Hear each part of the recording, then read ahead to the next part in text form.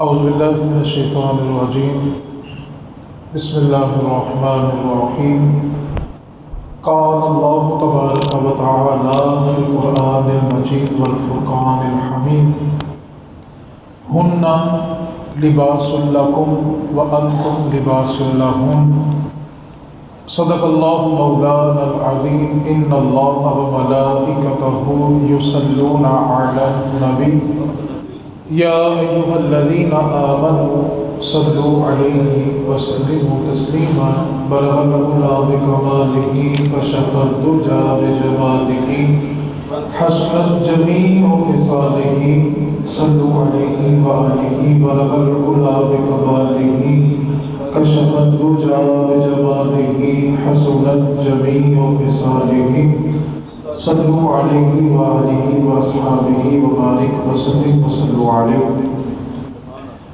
معزز سامعین حضرات، اللہ رب العزت جل جلالہ و اعظم شانہ کی دی ہوئی توفیق سے ہم ایک بار پھر دین متین سیکھنے کے لیے جمع ہیں۔ اللہ تعالی ہم سب کے لیے ان نشستوں کو بروز محشر ذریعہ نجات بنائے۔ اللہ تعالی ہم سب کا خاتمہ بالخیر اور خاتمہ بالایمان فرمائے۔ بنیادی طور پر ایک مسلمان ہونے کے ناطے ہمارے لیے بہترین راستہ صرف اور صرف وہی ہے جو راستہ ہمیں رب رسول نے عطا کیا ہے۔ اگر ہم کلمہ بھی پڑھیں اور کلمہ پڑھنے کے بعد اپنی ذاتی خواہشات کے مطابق زندگی گزارنے کی کوشش کریں گے تو پریشانیاں ہمارے گرد گھیراؤ کر لیں گے۔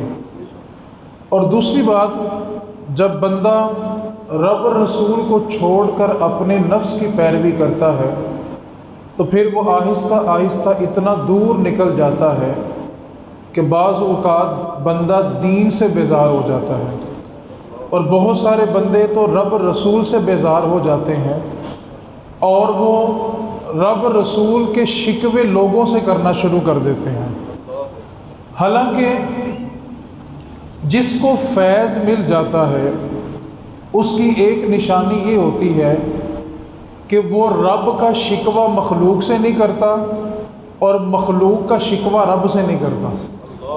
یعنی وہ بندوں کے سامنے یہ نہیں کہے گا کہ میں بڑا پریشان ہوں، میں پھنس گیا ہوں، میں جو کام کرتا ہوں میرا الٹ ہو جاتا ہے۔ وہ اللہ کا شکوہ اس کے بندوں سے نہیں کرتا، اور بندے اگر اس کو اذیت دیں تو وہ بندوں کا شکوہ رب سے بھی نہیں کرتا۔ مومن کی یہ پہچان ہے، نہ رب کا شکوہ بندوں سے کرنا ہے اور نہ ہی بندوں کا شکوہ اپنے رب سے کرنا ہے۔ رب جس آزمائش میں اس کو رکھے وہ شکر ادا کرے، اور بندے اس کو جو اذیت دیں اس پر شکر ادا کرے، صبر کریں۔ اور اللہ تعالیٰ فرماتا ہے کہ ان اللہ مع الصابرین، اللہ تو صبر کرنے والوں کے ساتھ ہے، اور جس کے ساتھ رب ہو جائے پھر دنیا کی کوئی طاقت اس کو شکست نہیں دے سکتی۔ تو بنیادی طور پر ہمارا جو سب سے پہلا فریضہ ہے وہ یہ ہے کہ رب کا شکوہ بندوں سے نہ کریں اور بندوں کا شکوہ رب سے نہ کریں، دونوں کا شکوہ نہیں کرنا۔ آج کے خطبہ جمعہ کے لیے قرآن مجید کی جو آیت مقدسہ کا حصہ تلاوت کیا ہے، توجہ طلب بھی ہے اور اس زمانے کی ضرورت بھی ہے۔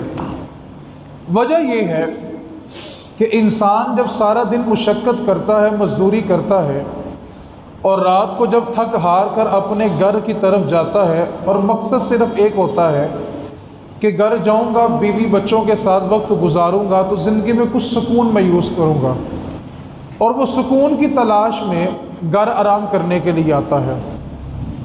لیکن اگر سارا دن کی تھکاوٹ بھی ہو اور گھر میں داخل ہونے کے بعد میاں بیوی کا جھگڑا بھی ہو تو انسان کی زندگی عذاب بن جاتی ہے۔ پھر وہ تلاش کرتا ہے کہ وہ گھر سے کہیں باہر رہے اور باہر کے کاموں میں مصروف رہے۔ اور بہت سارے لوگ دنیا میں ایسے موجود ہیں جو رات کے اس پہر اپنے گھر جاتے ہیں کہ جب گھر جا کر گھر والوں کو ملنا بھی نہ پڑے، سکون سے اپنے کمرے میں جائیں گے اور نیند پوری کریں گے اور صبح جلدی اٹھ کے گھر سے نکل جائیں گے۔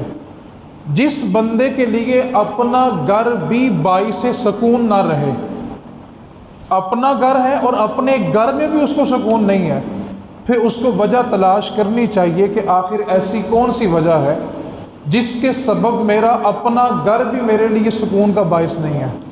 حالانکہ بندہ باہر جتنی مرضی تکلیف میں ہو، لیکن جب وہ اپنے گھر میں آتا ہے تو سکون محسوس کرتا ہے کہ میں اب اپنی چار دیواری میں آ گیا ہوں۔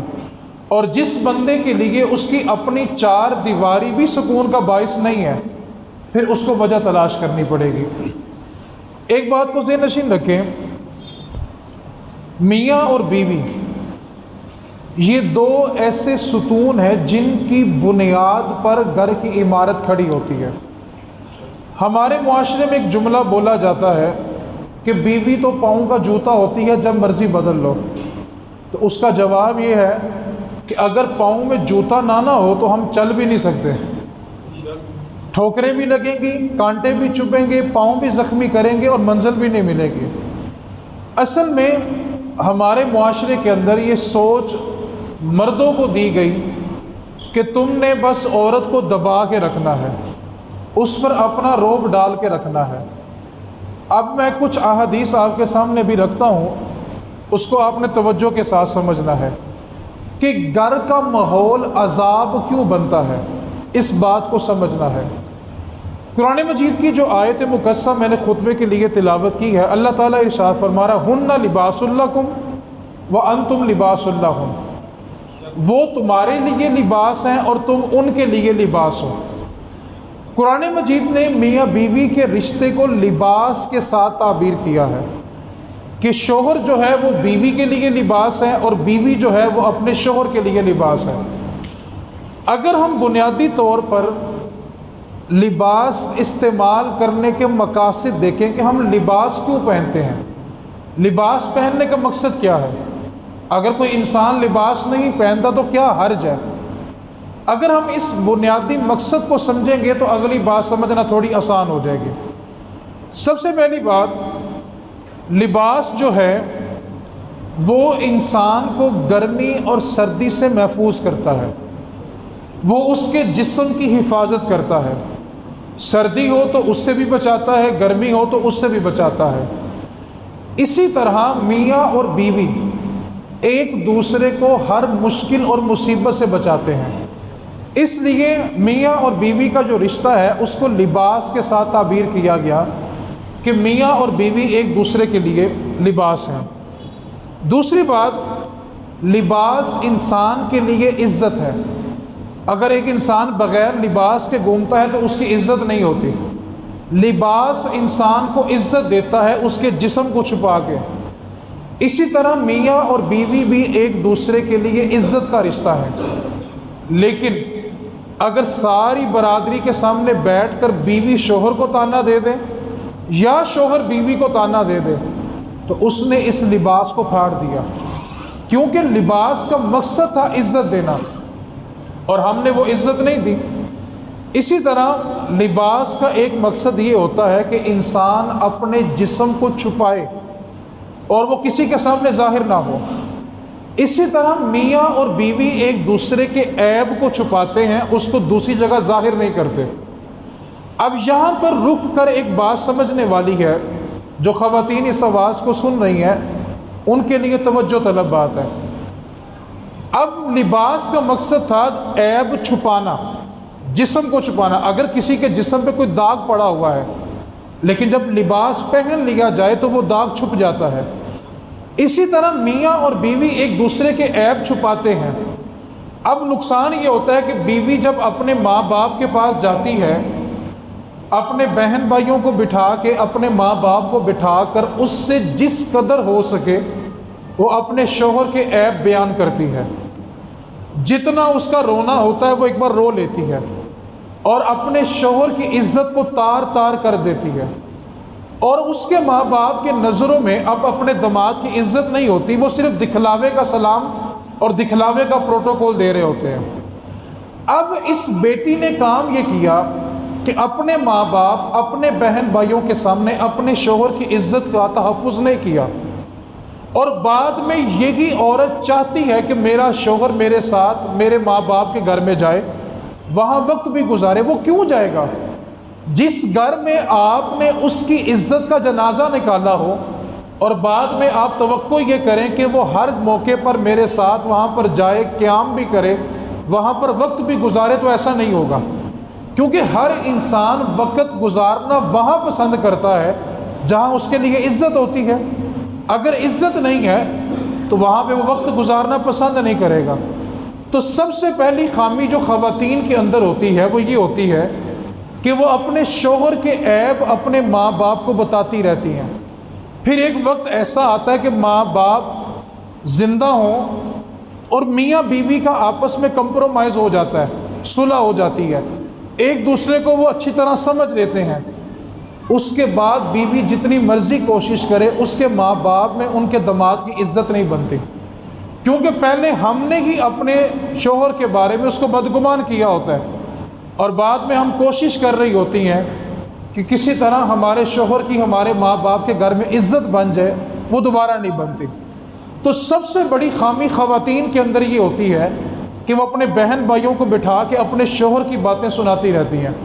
اور یہاں پر ایک تصویر کا رخ یہ بھی ہے، اگر کسی کی 4 بیٹیاں ہیں اور 2 بیٹیاں کسی اچھے گھر میں چلی گئی ہیں، ان کے پاس زندگی گزارنے کی ساری سہولتیں موجود ہیں، اور 2 بیٹیاں ایسی ہیں جو کسی چھوٹے گھر میں چلی گئی ہیں اور ان کے پاس زندگی گزارنے کی سہولتیں نہیں ہیں، تو جو 2 بیٹیاں اپنے گھر میں خوش ہیں وہ اپنی نمائش اس طرح کرتی ہیں کہ چھوٹوں کا دل جلاتی ہیں، اور بعض اوقات ان کی اس قدر دل آزاری ہو جاتی ہے کہ اپنے بنے بنائے گھر کو نظر لگ جاتی ہے، اور بعد میں ہم تویز تلاش کرتے ہیں کہ ہمیں کوئی ایسا تویز مل جائے کہ ہماری زندگی دوبارہ خوشحال ہو جائے، حالانکہ اپنی نعمتوں کو نظر لگوانے میں کردار ہمارا اپنا ہوتا ہے کہ ہم دوسروں کے سامنے اس کی نمائش اس انداز میں کر رہے ہوتے ہیں کہ دوسرے کی دل آزاری ہو رہی ہوتی ہے۔ تو اللہ تعالیٰ نے فرمایا ہن لباس لکم وانتم لباس لہم، وہ تمہارے لیے لباس ہیں اور تم ان کے لیے لباس ہو۔ مطلب کیا ہے کہ لباس کا مطلب ہوتا ہے پردہ رکھنا، اور جو میاں بیوی ایک دوسرے کا پردہ نہ رکھتے ہوں ان کے رشتے میں کبھی سکون نہیں رہ سکتا، اور ان کے گھر والوں کی نظر میں ان کی کبھی عزت نہیں ہو سکتی۔ بنیادی طور پر ایک بات کو یاد کر لیں، جس میاں بیوی کا جھگڑا ان کے ذاتی کمرے سے باہر چلا جائے اور ان کا فیصلہ کسی تیسرے بندے کے ہاتھ میں چلا جائے، ایک بات کو یاد رکھیں، وہ دوبارہ کبھی بھی ایک دوسرے کی عزت نہیں کر سکے۔ جب اپنا مسئلہ وہ خود نہیں حل کر سکے تو دوسرا ان کے مزے لے گا، صرف ان کی باتوں کو انجوائے کرے گا، وہ کتنا بھی آپ کا ہمدرد ہو لیکن وہ جگہ جگہ آپ کا تذکرہ کرے گا۔ تو سب سے بنیادی بات میاں بیوی کے لیے یہ ہے کہ وہ ایک دوسرے کا پردہ رکھیں۔ جو بیوی یا جو شوہر ایک دوسرے کا پردہ نہیں رکھ سکتے وہ ایک دوسرے کی عزت بھی نہیں بنا سکتے۔ اس کے بعد نبی پاک صلی اللہ علیہ وسلم نے ارشاد فرمایا کہ جب تم بیوی کا انتخاب کرو تو 4 باتوں کو مد نظر رکھو۔ وہ کون سی 4 باتیں ہیں جن کی بدولت تم نے بیوی کا انتخاب کرنا ہے؟ ہمارے ہاں جو بیوی کے انتخاب کا طریقہ کار ہے وہ کیا ہے، اور رسول کریم صلی اللہ علیہ وسلم نے ہمیں جو طریقہ کار دیا وہ کتنا مختلف ہے۔ میں نے گفتگو کا آغاز اس بات سے کیا ہے کہ مسلمان کے لیے سب سے بہترین راستہ وہ ہے جو اس کو رب رسول نے دیا ہے۔ اگر وہ اس راستے کو چھوڑ کے اپنے لیے سکون تلاش کرے گا تو نہیں ملے گا۔ نبی پاک صلی اللہ علیہ وسلم نے کہ 4 چیزیں ایسی ہیں جن کو مد نظر رکھتے ہوئے تم کسی عورت سے نکاح کرو۔ فرمایا سب سے پہلی چیز اس کا مال و دولت، اس کا مال ہے تو انسان کو رغبت ہوتی ہے۔ دوسری چیز اس کا خاندان، وہ عزت دار گھرانہ ہے یا لوگوں کی نظروں میں ان کی عزت نہیں ہے، عزت دار گھرانے کو ترجیح دو۔ اور تیسری بار فرمایا کہ جو اس کا حسب نسب ہے اس کو ترجیح دو، خاندان کو ترجیح دو۔ تیسرے نمبر پہ فرمایا اس کے حسن کو ترجیح دو، خوبصورت عورت کے ساتھ نکاح کرو۔ لیکن جو چوتھی چیز بیان کی وہ سمجھنے والی ہے۔ فرمایا چوتھی چیز یہ ہے کہ کوشش کرو کہ دین داری دیکھ کر اس سے نکاح کرو۔ اور حدیث کا آخری جملہ یہ ہے کہ جب 4 چیزیں جمع ہو جائیں تو تم نے ترجیح دینداری کو دینی ہے۔ اگر مال کم ہے، حسب نسب کم ہے، حسن کم ہے، ان باتوں پہ کمپرومائز کر لینا، لیکن اگر دین نہیں ہے تو کمپرومائز نہیں ہے۔ فرمایا تم نے دینداری کو ترجیح دینی ہے۔ اب یہاں پر جو مزے کی بات ہے وہ یہ ہے، ہم جب رشتہ کرتے ہیں تو دینداری کو ترجیح نہیں دیتے، 2 چیزوں کو ترجیح دیتے ہیں، ایک حسن اور ایک پیسہ۔ اور جب ان 2 چیزوں کو ہم ترجیح دے دیتے ہیں، اس کے بعد ہم عزت اس سے دین والی چاہتے ہیں، یعنی جس دین کو ترجیح دے کر نکاح نہیں نہ کیا، آنے والی سے ہم عزت چاہتے ہیں کہ جو دین نے شوہر کے حقوق بتائے ہیں نا، یہ میرا ویسا ادب کرے۔ اگر آپ کو دین والی عزت چاہیے تھی تو ترجیح بھی دین کو دیتے۔ ہم جا کر کیا پوچھتے ہیں؟ لڑکی پڑھا کتنے ہوئی ہے، اس کی تعلیم کتنی ہے، اس کی عمر کتنی ہے، اس کا قد کتنا ہے، باپ کا کاروبار کیا ہے، گھر اپنا ہے کہ نہیں اپنا۔ یہ ساری باتیں معلوم کرنا اچھی بات ہے، بری بات نہیں ہے، لیکن سوال پیدا ہوتا ہے کہ کبھی کسی نے پوچھا کہ تمہاری بیٹی نماز بھی پڑھتی ہے کہ نہیں، یہ قرآن بھی پڑھتی ہے کہ نہیں، اس کو دین کے بارے میں کچھ علم ہے کہ نہیں ہے، تمہاری بیٹی پردہ بھی کرتی ہے کہ نہیں کرتی۔ تو جب ہم نے بیوی کے انتخاب میں دین کو ترجیح نہیں دی تو آنے والی آپ کی عزت دین کے مطابق نہیں کرے گی، وہ ڈرامے دے کے آپ کی عزت کرے گی۔ جب ہم ہی دین کو ترجیح نہیں دے رہے تو آنے والی دین کو ترجیح کب دے گی؟ تو نبی پاک صلی اللہ علیہ وسلم نے فرمایا کہ جب تم کسی عورت سے نکاح کرو تو اس کی دینداری کو ترجیح دو، اگر اس میں دین ہوگا تو تمہارے گھر میں دین ہوگا، کیونکہ ایک مرد جب دین پڑھ لیتا ہے تو وہ دین ایک مرد تک محدود رہتا ہے، لیکن جب ایک عورت دین پڑھ لیتی ہے تو وہ دین اس کی نسلوں تک جاتا ہے، کیونکہ اولاد کی تربیت ماں نے کرنی ہے، ماں دیندار ہوگی تو وہ دین اس کی نسلوں تک چلا جائے گا۔ تو نبی پاک صلی اللہ علیہ وسلم نے فرمایا کہ جب تم کسی عورت سے نکاح کرو تو اس کی دینداری دیکھ کر کرو۔ آج کی گفتگو کا دوسرا پہلو یہ ہے، میاں اور بیوی کے ایک دوسرے پہ حقوق کیا ہیں، حق کیا ہے جو ایک دوسرے نے ادا کرنے ہی کرنے ہیں۔ سب سے پہلے شوہر کے ذمے جو بیوی کے حقوق ہیں کہ ایک شوہر ہونے کے ناطے اس نے اپنی بیوی کا کیا کیا حق ادا کرنا ہے، پہلے اس کو سمجھ لیتے ہیں۔ بیوی کا سب سے پہلا حق جو شوہر کے ذمے ہوتا ہے وہ حق مہر ہوتا ہے، کہ شوہر نے اپنی بیوی کو نکاح کے وقت حق مہر ادا کرنا ہے، یہ مرد کے لیے لازم ہے۔ اور حق مہر جو ہوتا ہے وہ مرد کی استطاعت کے مطابق ہوتا ہے، جتنا وہ کماتا ہے اس کے مطابق وہ حق مہر ادا کرے۔ لیکن جس معاشرے میں ہم رہ رہے ہیں، جب نکاح کا موقع آتا ہے نا تو کسی سے پوچھو حق مہر کتنا لکھنا ہے، تو سٹیج پہ جتنے افراد بیٹھے ہوتے ہیں نا ایک ہی آواز آتی ہے، حضرت جی جو شرعی حق مہر بندہ ہو لکھ لو۔ تو میں کبھی کبھی مذاق میں بھی اور کبھی کبھی غصے میں بھی کہہ دیتا ہوں کہ ساری شادی غیر شرعی اور حق مہر شرعی؟ شادی پہ حق مہر کے علاوہ کون سا کام ہے جو آپ نے شریعت کے مطابق کیا ہے؟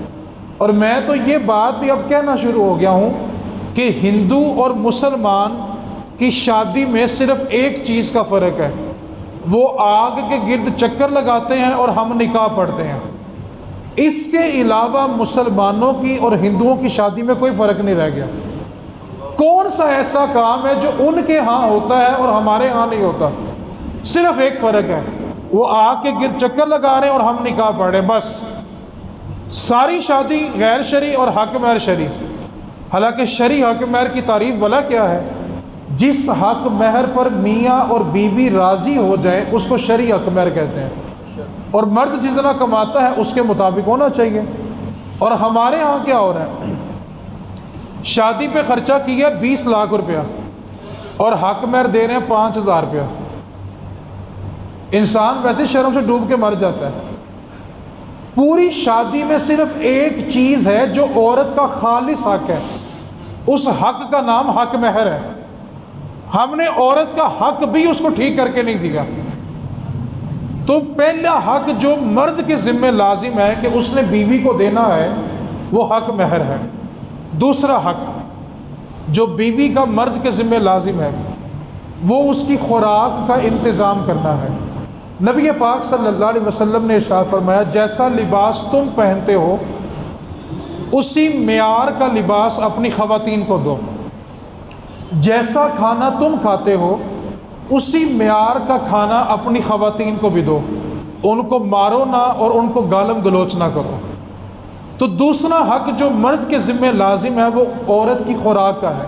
اور ایک بات کو یاد رکھیں، مرد کے ذمہ لازم ہے کہ روٹی کما کے اس کو دینا، عورت کے ذمہ لازم نہیں ہے کہ مرد گھر لیٹا رہے اور عورت کما کے اس کو لا کے دے۔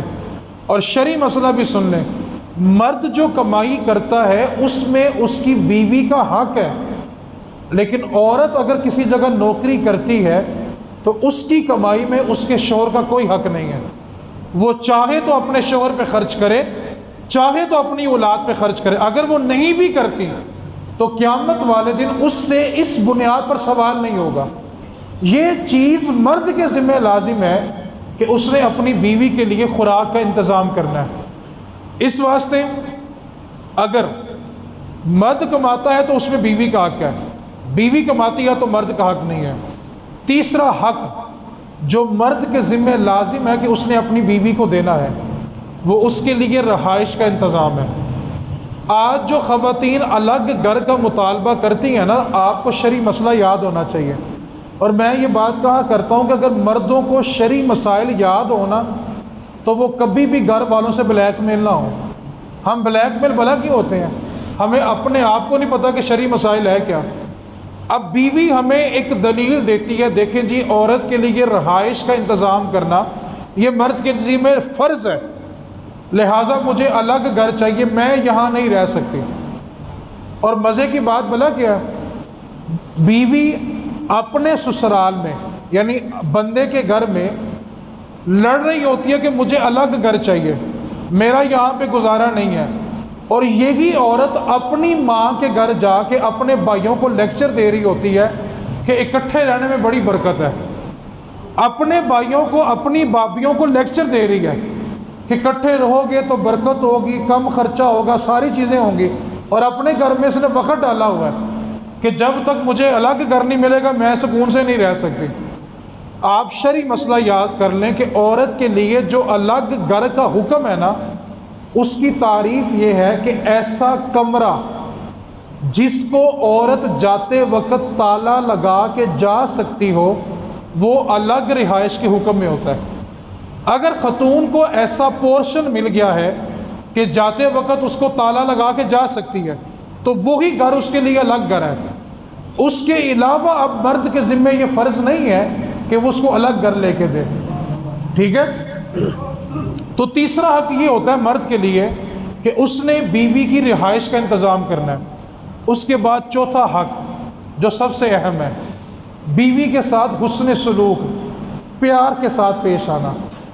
مردوں میں ایک خامی یہ ہوتی ہے کہ باہر جب دوستوں میں بیٹھے ہوتے ہیں تو بڑی ہنسی خوشی گفتگو کر رہے ہوتے ہیں، دھیما لہجہ ہوتا ہے، نرم گفتگو ہوتی ہے، لیکن جیسے ہی اپنے گھر میں داخل ہوتے ہیں تو ہٹلر بن جاتے ہیں۔ بچوں کو ڈانٹ ڈپٹ ہو رہی ہے، بیوی کو گالم گلوچ ہو رہی ہے۔ بچوں کی اولاد میں سب سے بڑا بیڑا غرق میاں بیوی کے جھگڑے ہوتے ہیں۔ جس گھر میں اولاد کی تربیت نہیں نہ ہو سکی، آپ اس بات کا یقین کر لیں کہ اس گھر میں میاں بیوی کا اتفاق نہیں ہے۔ میاں بیوی کا اتفاق ہو تو اولاد کی تربیت ضرور ہوتی ہے۔ جس کی اولاد بگڑ جائے سمجھ جائیں کہ میاں بیوی میں اتفاق نہیں تھا۔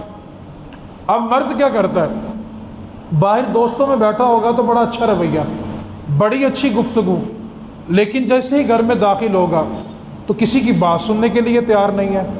نقصان کیا ہوتا ہے کہ گھر ٹوٹنے شروع ہو جاتے ہیں۔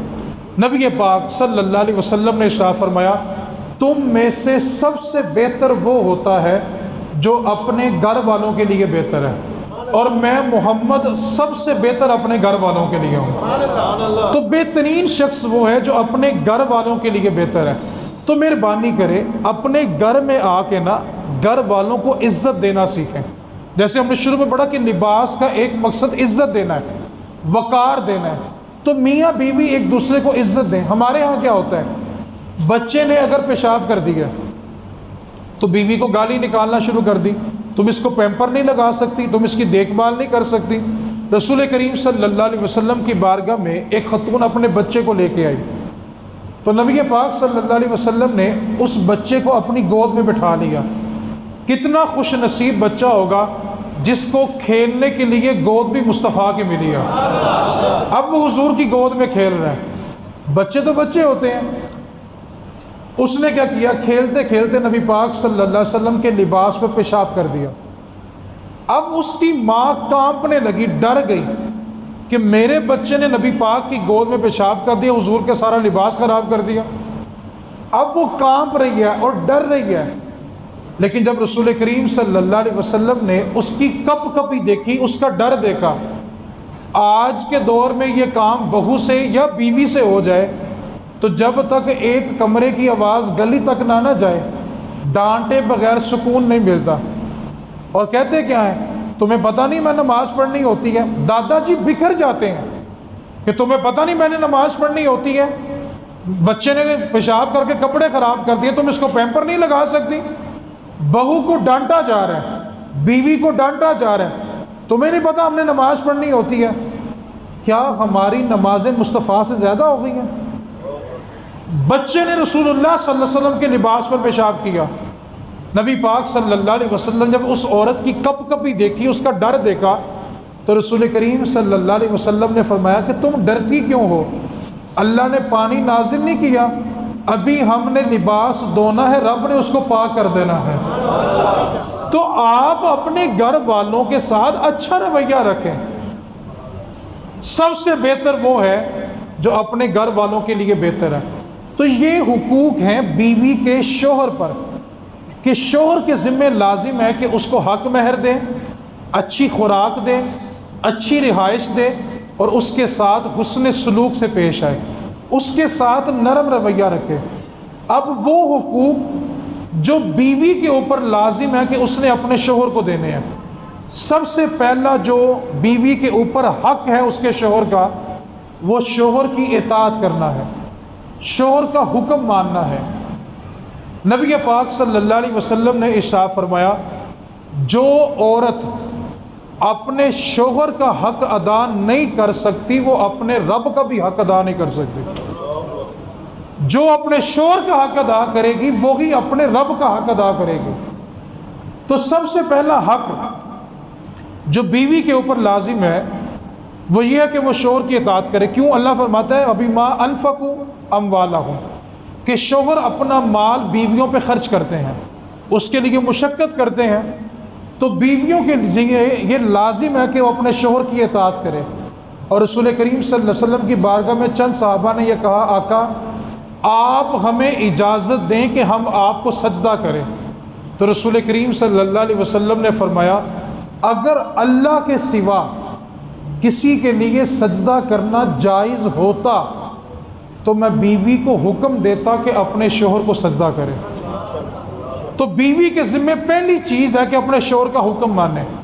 اور یہاں پہ شرعی مسئلہ بھی یاد کر لیں، اگر ایک طرف عورت کے ماں باپ ہیں اور دوسری طرف اس کا شوہر ہے تو عورت کے لیے شوہر کا حکم ماننا فرض ہے۔ بیٹی جب تک ماں باپ کے گھر میں ہے اور نکاح نہیں ہوا تب تک عورت کے لیے ماں باپ کا حکم ماننا فرض ہے، اور جب نکاح ہو جائے تو پھر شوہر کا حکم ماننا فرض ہے۔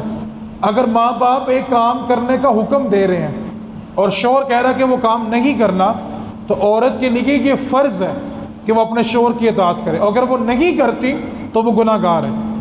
ماں باپ کی اطاعت اس عورت کے لیے تب تک ہے جب تک اس کا نکاح نہیں ہوا۔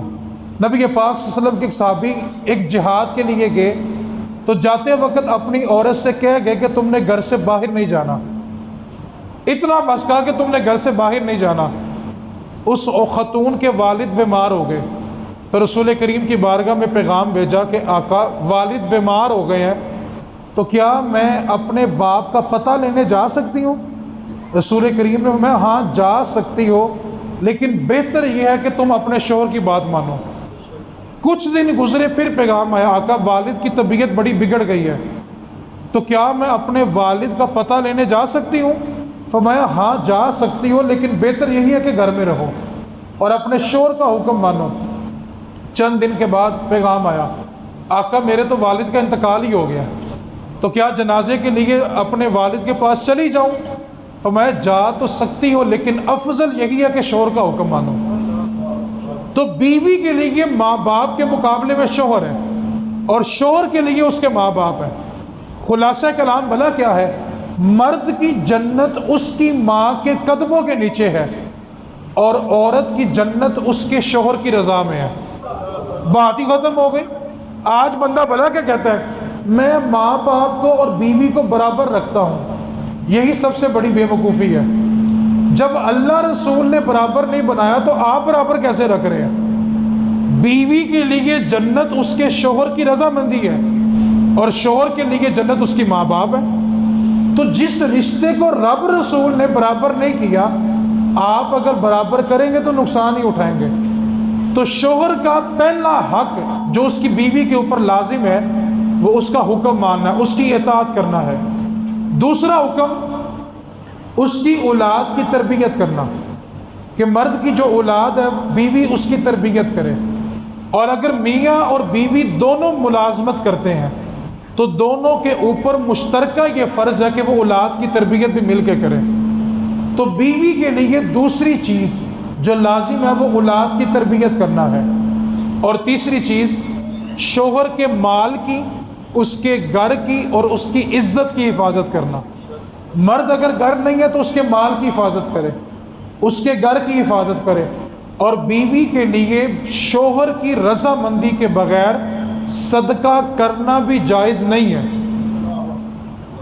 اگر صدقہ کر دیا تو ثواب شوہر کو ملے گا اور بیوی گناہگار ہوگی۔ اور یہاں تک بھی ہے کہ بیوی شوہر کی اجازت کے بغیر نفلی عبادت بھی نہیں کر سکتی جب تک وہ شوہر سے اجازت نہ لے لے۔ اب مزے کی بات بلا کیا ہے، ہم نے گھر جا کے صرف اپنے حقوق ہی سنانے ہیں کہ تاڑے ہوتے ساڑھے اے حق بندے نے، تو جو میں نے پہلے آدھا گھنٹہ لگا کے بیوی کے بتایا وہ کس نے سنانے ہیں، جا کے اس پر عمل کس نے کرنا ہے؟ ٹھیک ہے۔ تو بیوی کے اوپر تیسرا حق یہ ہے کہ وہ مرد کی عزت کی، گھر کی اور اس کے مال کا تحفظ کرے۔ مرد اگر گھر نہیں ہے تو اس کی حفاظت کرے۔ اور جو عورت اپنے شوہر کی مال کی حفاظت کرے، توجہ طلب حدیث ہے، کس کی حفاظت کرے؟ شوہر کے، اس کے گھر کی اور اس کی عزت کی۔ میرے نبی پاک نے فرمایا جب وہ عورت دنیا سے جاتی ہے اس کے اور شہیدوں کے درمیان صرف ایک درجے کا فرق رہ جاتا ہے، اللہ اس کو شہیدوں والا مرتبہ عطا کرتا ہے کہ یہ عورت دنیا سے اس حال میں آئی ہے کہ اس کا خاوند اس پہ راضی ہے۔ اور چوتھا حقوق یہ ہے کہ اپنے جائز مطالبات کو بڑے اچھے طریقے سے منوانا، جو جائز مطالبہ ہے وہ منوایا جائے۔ اور بیویاں جو ہیں اگر میری آواز کو سن رہی ہیں تو اس بات پر توجہ کریں، شوہر ہو یا ماں باپ ہو، صرف وہ حکم ماننا ضروری ہوتا ہے جو شریعت کے مطابق ہو۔ جو حکم شریعت کے مطابق نہیں ہے وہ ماننا فرض بھی نہیں ہے۔ جیسے میرے پاس ایک کیس آیا کہ خاتون کہتی ہے کہ جی میرا شوہر کہتا ہے کہ تم نے نماز نہیں پڑھنی، تو اس عورت کے لیے لازم ہے کہ وہ نماز پڑھے اور شوہر کا حکم نہ مانے۔ تو میاں ہو یا بیوی ہو، ایک دوسرے کا صرف وہ کہنا مانیں گے جو شریعت کے خلاف نہ ہو۔ جو چیز شریعت کے خلاف ہوگی اس پر عمل نہیں کیا جائے گا۔ اور آگے دو حقوق وہ ہیں جو مردوں کے بیوی پر بھی ہیں، بیویوں کے مردوں پہ بھی ہیں۔ اللہ تعالیٰ نے فرمایا والحافظین فروجہم والحافظات، کہ دونوں اپنی اپنی شرم گاہوں کی حفاظت کریں۔ مرد اپنی بیوی کے علاوہ کسی کے قریب نہ جائے اور بیوی اپنے مرد کے علاوہ کسی کے قریب نہ جائے۔ آج ہمارے ٹی وی ڈراموں کے ذریعے ہمیں یہی سکھایا جا رہا ہے۔ آج اس موضوع کا جو میں نے انتخاب کیا اس کی وجہ کیا تھی، اب آپ نے جملے بڑی توجہ کے ساتھ سننے ہیں۔ جتنے آپ احباب بیٹھے ہوئے ہیں نا، آپ کو صرف ایک فکر ہے، ہم نے اپنے گھر والوں کے لیے رزق مانا ہے۔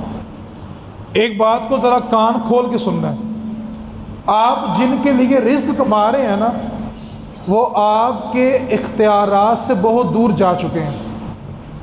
اس وقت ہمارے پاکستانی ڈراموں میں یہ دکھایا جا رہا ہے کہ شوہر اور بیوی ایک پیپر سائن کر کے ایک مدت کے لیے نکاح کر سکتے ہیں، لیکن شوہر کو بیوی کے قریب جانے کا کوئی حق نہیں ہے۔ اور یہ دکھایا جا رہا ہے کہ شوہر نے یہ بات کی تو بیوی نے اس کو تھپڑ مارا، اس کے منہ پہ تھوک دیا۔ آپ نے کبھی تصور کیا ہمارے بچوں کو سکھایا کیا جا رہا ہے؟ جس اولاد کے لیے آپ فکر مند ہیں کہ ہم نے اس اولاد کی پرورش کرنی ہے، ان کے لیے رزق کمانا ہے، کبھی سوچیں وہ ہمارے اختیارات سے کتنا دور جا چکے ہیں؟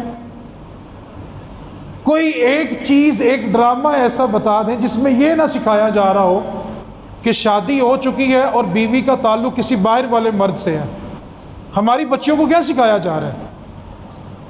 آپ سارے گھر میں سے نکلے روزی کمانے کے لیے، بچوں کے لیے رزق لینے کے لیے، آپ کو پتہ ہی نہیں ہے کہ ہمارے بڑوں نے، ہمارے لیڈروں نے، امریکہ نے ہم سب کو لگا دیا روٹی کمانے میں، اور ایسے ایسے ڈرامے بنا کے ہمارے گھر والوں کا بیڑا غرق کر دیا۔ اب نتیجہ بھلا کیا نکل رہا ہے؟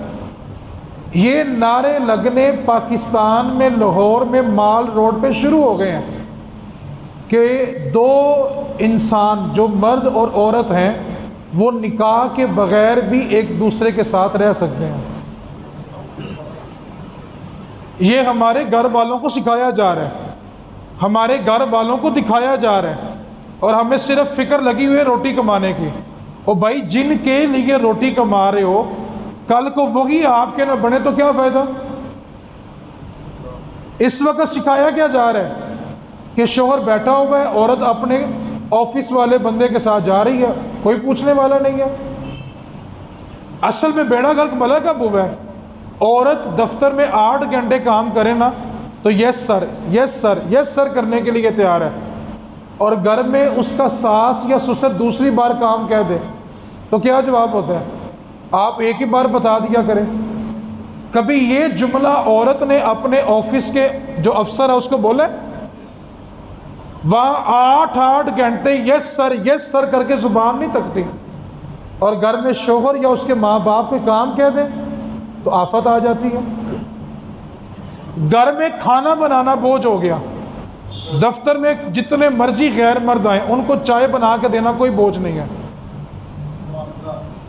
آج وہ عورتیں بھی اپنا حق مانگ رہی ہیں جو اپنے گھر میں سگے باپ کو، بھائی کو، شوہر کو روٹی پکا کے دینے کے لیے تیار نہیں ہے، اور جہاز میں سفر کرنے والے 400 مردوں کو روٹی دینے کے لیے تیار ہے۔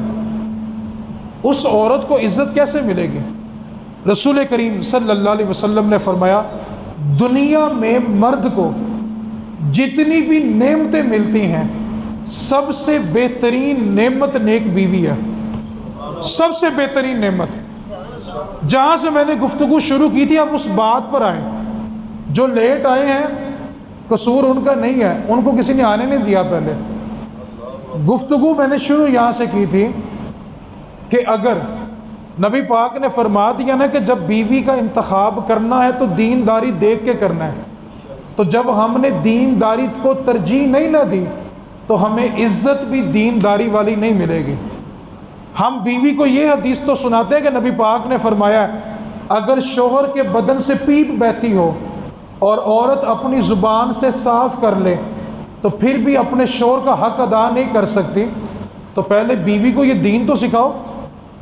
بیوی چاہیے ماڈرن، بیوی چاہیے وہ جو دین سے کوسوں میل دور ہو، اور اس میڈم سے آتے ساتھ عزت چاہیے دین والی۔ یہ ہماری حماقت ہے۔ ہم جب پسند کریں تو ماڈریٹ کریں۔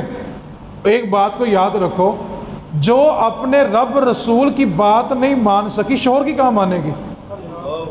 رب رسول نے کہا تھا کہ اپنی زینت دوسروں کو نہیں دکھانی، اس نے رب رسول کی بات نہیں مانی، شوہر کی کہاں سے مانے گی؟ مردوں کی عقل پہ پردہ پڑ گیا، جو ایسی خواتین کو یہ سمجھ رہے ہوتے ہیں کہ یہ ہماری فرما بردار ہوں گی، اور بھائی ایسا نہیں ہے۔ جس نے اپنے رب رسول کی بات نہیں مانی شوہر کی کہاں سے مانے گی؟ اگر آپ چاہتے ہیں کہ بیوی آپ کی بات مانے تو بیوی کا انتخاب کرتے وقت ایسی بیوی کا انتخاب کریں جو رب رسول کی بات مانتی ہے، اور اگر انتخاب کر چکے ہیں تو اس کو پہلے یہ سمجھائیں کہ دین کہتا کیا ہے۔ اصل میں نقصان بھلا کیا ہے، ایک اور المیہ بھی کیا ہے۔ جو خواتین جاب کرتی ہیں وہ میری بات جلدی سمجھیں گی، توجہ آپ نے کرنی ہے، اور اس میں کمزوری ہم سب کی ہے، قصور ان کا ہے، کمزوری ہماری ہے۔ توجہ کریں، جو جاب کرتی ہیں صبح 9 بجے سے لے کے شام 6 بجے تک ڈیوٹی کر لی، بہترین لباس پہنیں گی، بہترین خوشبو کا استعمال کریں گی، سر سے لے کے پاؤں تک اپنے آپ کو مینٹین رکھیں گی، اور باہر غیر مردوں میں گھومتی رہیں گی، اور جب رات کو شور کا وقت ہو سب سے پرانا لباس، بناؤ سنگار نہیں ہے، اور بعد میں یہ عورت بھلا کیا کہتی ہے، مردوں کا گھروں میں دھیان ہی نہیں ہے، آپ نے گھروں میں رکھا ہوا ہے۔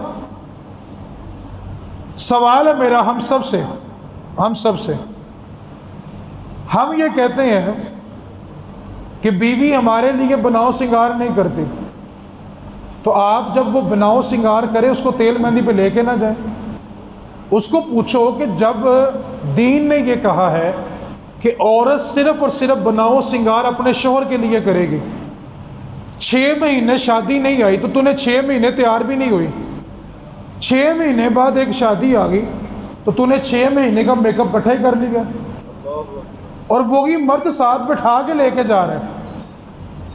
تو پھر خواتین یہ شکوہ کیوں کرتی ہیں کہ مرد ہماری طرف توجہ نہیں کرتے؟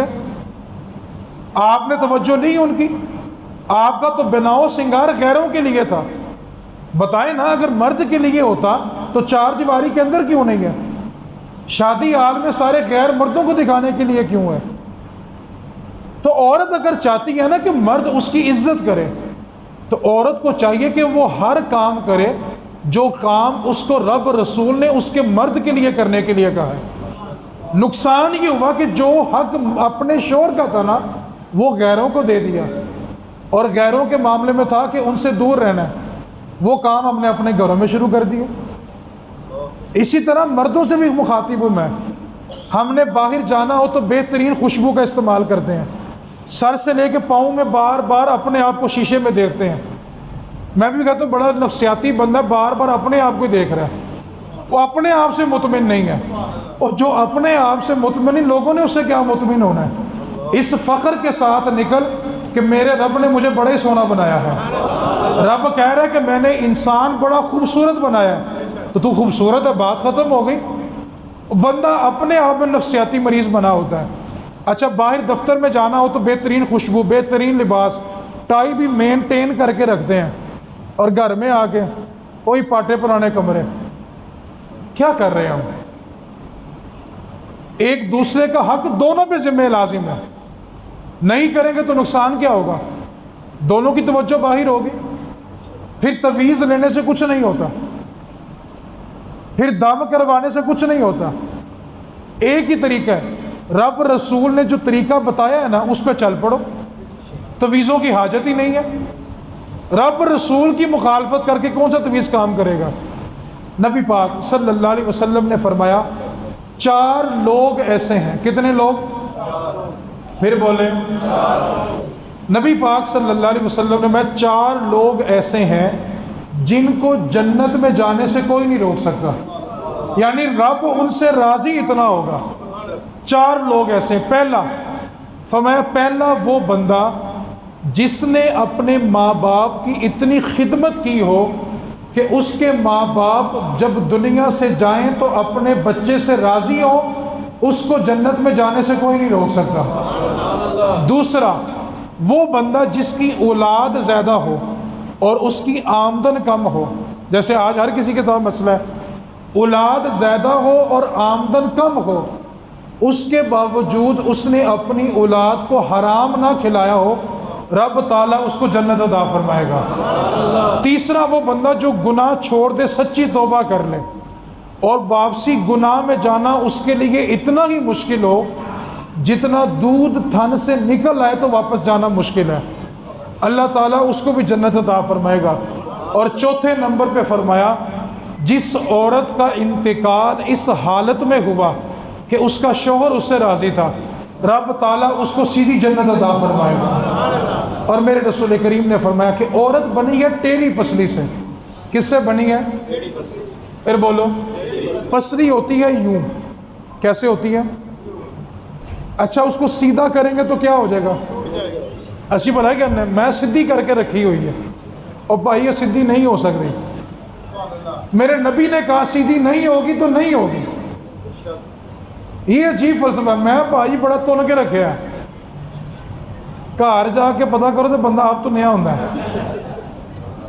ٹھیک ہے؟ یہ بھی ایک عجیب فلسفہ ہے۔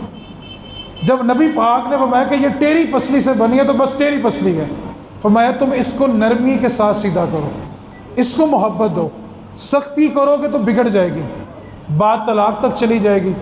اس لیے گھروں میں دین کا ماحول بنائیں۔ نبی پاک صلی اللہ علیہ وسلم نے فرمایا اگر بیوی شوہر کی تکلیف پر صبر کرے،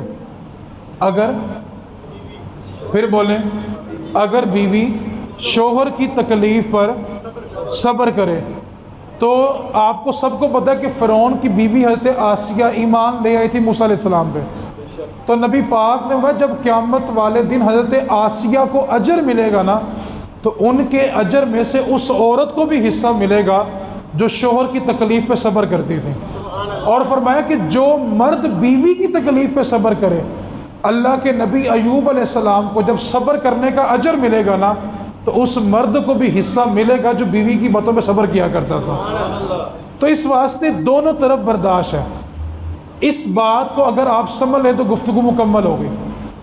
شوہر کی جنت اس کی ماں کے قدموں کے نیچے ہے، اور بیوی کی جنت شوہر کی رضامندی میں ہے۔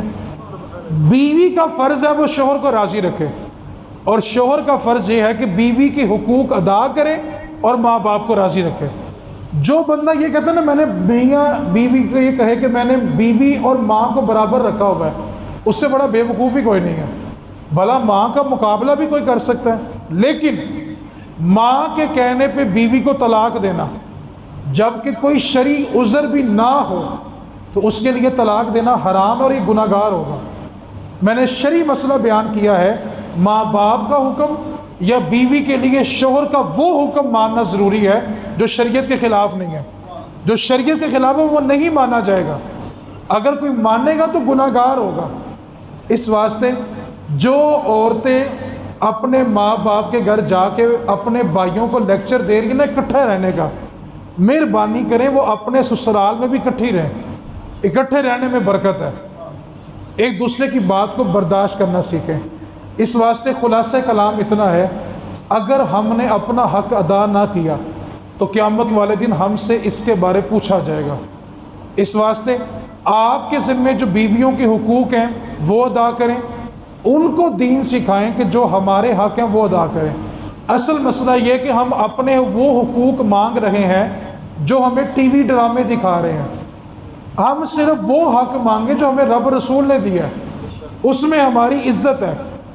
آپ اس بات پر توجہ دیں کہ آپ کے گھر میں جانے کے بعد جب آپ روزی کمانے کے لیے گھر سے نکل جاتے ہیں تو آپ کے گھر میں کون سے ڈرامے دیکھے جا رہے ہیں۔